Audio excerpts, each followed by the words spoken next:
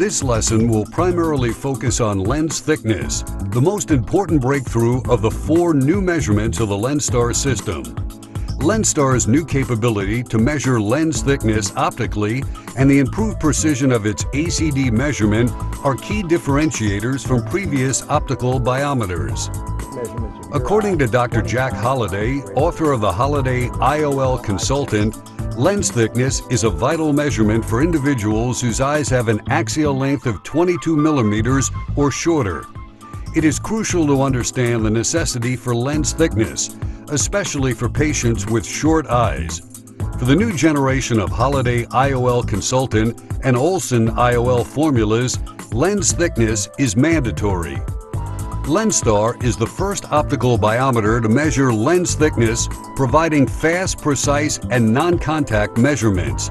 To obtain this measurement by other means, an A-scan ultrasound examination is necessary. Because this process is exceedingly time-consuming, many physicians do not utilize the advanced formulas.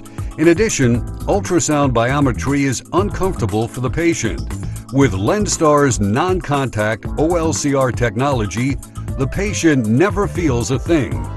To obtain a more accurate outcome, LenStar offers lens thickness quickly and accurately.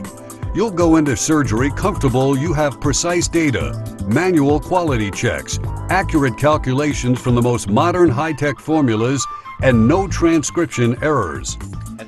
According to Dr. John Shamus, before LenStar, the only way to measure lens thickness was with immersion ultrasound or contact A-scan.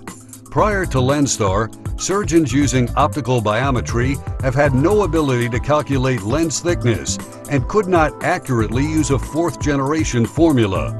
The LenStar calculates lens thickness and thus solves the problem. You probably, on an average case of a normal axial length, normal case, you're not going to find a huge difference in any of the formulas. All the formulas will give you identical measurements. But in the short eyes, and that's where really the formulas differ, and a more accurate measurement of the anterior chamber depth and the lens thickness is going to be really in those short eyes more than in the average eyes. In this next section, we're going to show you advanced capabilities of the LenStar software in measuring lens thickness. You'll see innovative and important capabilities, including manually manipulating gates if they are improperly marked, leaving you, the doctor, always in control of your data for manual quality checks and adjustments if required.